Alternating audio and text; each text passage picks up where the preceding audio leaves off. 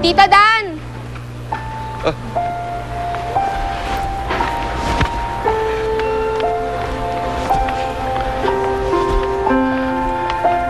Oh, Nati.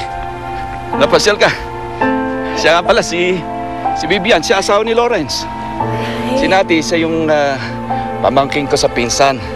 Kababata ni Lawrence din yan. Nice to meet you, Nati.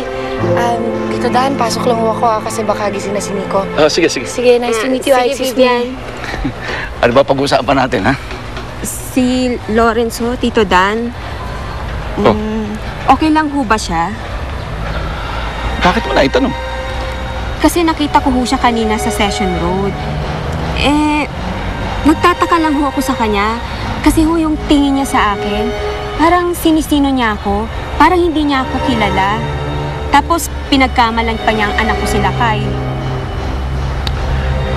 Baka naman binibiro ka lang. Bakit naman niya sasabing anak mo si Lakay? Sabi nga ho niya, binibiro niya ako. Pero halata naman ho hindi biro. Pakiramdam ko ho talaga, hindi niya ako kilala. Kaya nga ho, tinatanong ko ngayon kung ano nangyari sa pinsan ko. Nagka-amnesia ho ba siya? Okay na, Cesar. May nakausap na akong doktor. Sana makapagsimula na ako magbenta ng gamot dito. O sige, balita na lang tayo. Okay, salamat.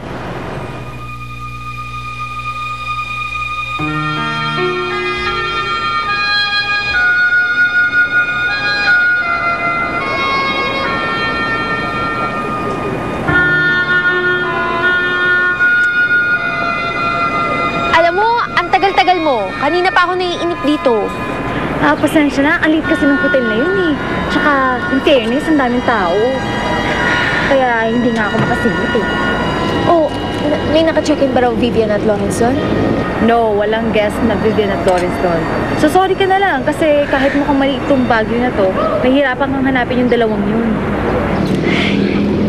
Ayan, halika na. Hanap pa tayo.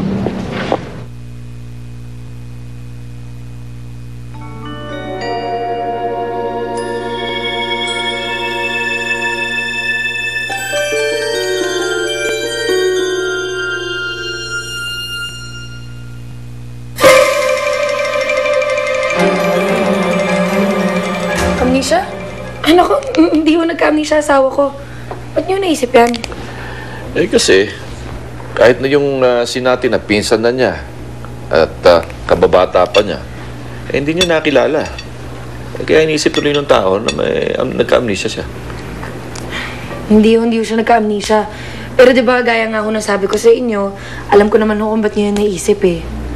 Kasi alam niyo, kahit naman kami, nanibago eh. Kami ni Nico, naku, napansin namin laki ng pinagbago ni Lawrence nung bumalik siya sa amin. Bumalik? Ano ibig sabihin nagbalik? Bakit? Nawala ba si Lawrence? Oo. Ay, hindi niyo po ba alam? Ilang buwan din hong nawala sa amin si Lawrence. Tagal siya hindi nagpakita. Tapos yun, biglang isang araw, nagbalik siya. Laki ng pinagbago. Mas mabait, mas pasensyoso. Parang ibang tao na siya. Ano raw sabi niya? Saan daw siya galing? Bakit siya nawala ng matagal? Tinatanong ko nga siya nun eh. Kaya lang, wala, ayaw niya magkwento. Kaya, hinayaan ko na lang.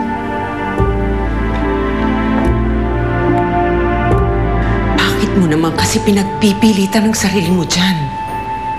Anak, ang layo-layo niyan. Hindi mo man lang isipin kung ano yung kondisyon ng katawan mo. April, please. Go home. Ma, uuwi lang ako ng Manila kapag kasama ko ng asawa ko. Don't worry, mag-iingat naman ako dito eh. Ang tigas-tigas talaga ng ulo mo. Bahala ka.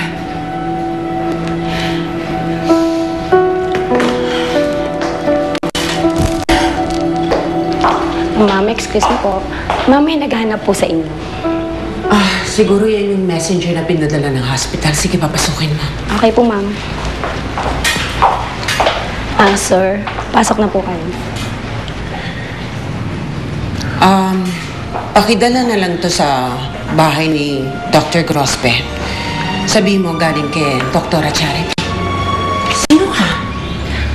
Doktora, ako po si Jordan. Ako po yung kapatid ni SPO1 Arnel Castro.